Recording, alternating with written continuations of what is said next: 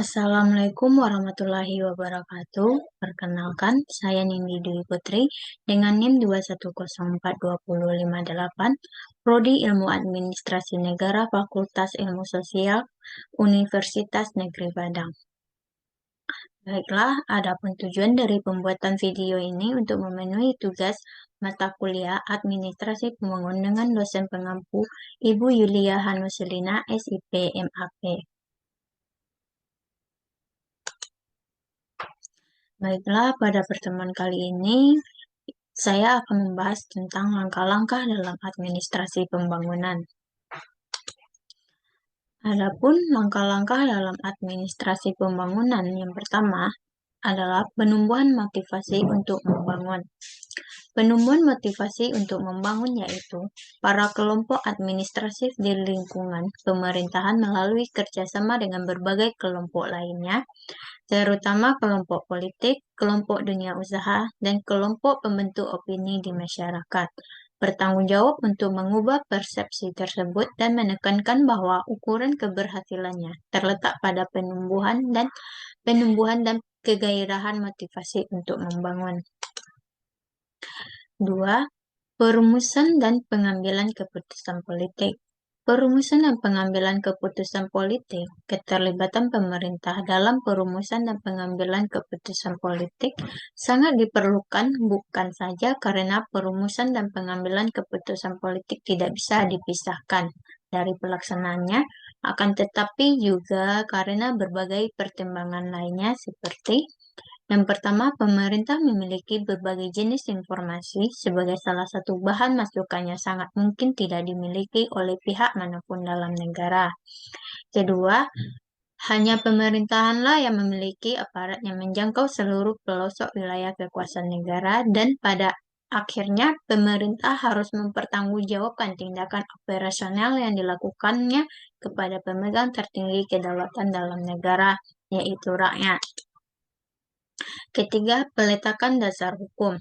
Langkah ini sangat penting baik untuk kepentingan pemerintah sendiri maupun dalam melibatkan komponen masyarakat. Misalnya untuk kepentingan pemerintah diperlukan dasar hukum untuk pertama menentukan, menggarap, dan mobilisasi dana terutama dalam bentuk berbagai jenis pajak.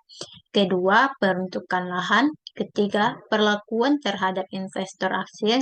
Dan terakhir, berbagai peraturan perundang-undangan lainnya yang kesemuanya diarahkan guna menjamin bahwa tidak ada kegiatan penyelenggaraan pembangunan yang tidak ada dasar hukumnya. 4. Perumusan rencana pembangunan nasional. Salah satu instrumen yang biasanya digunakan untuk ketepatan rencana ialah dengan melakukan analisis SWOT, yang dalam praktek berarti bahwa para pemain kunci memahami benar kekuatan yang dimiliki oleh negara, mengenali kelemahan yang mungkin ada, mampu memanfaatkan peluang, dan siap menghadapi ancaman, baik yang internal maupun eksternal. Dengan demikian, dapat dikatakan bahwa suatu rencana pembangunan nasional pada umumnya bersifat indikatif.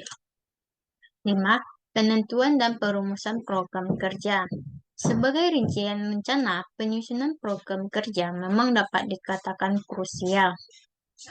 Akan tetapi, maknanya yang lebih mendalam adalah bahwa penyusunan program kerja juga merupakan upaya untuk lebih memahami situasi, kondisi, jenis, dan bentuk masa depan yang diperkirakan akan dihadapi, sehingga faktor ketidakpastian berkurang, perubahan dapat diantisipasi dan diberikan respon, skala prioritas makin tajam, sasaran makin konkret, kurun waktu makin pendek, serta alokasi dana dan daya makin tepat.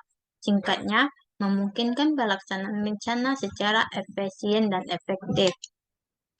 6.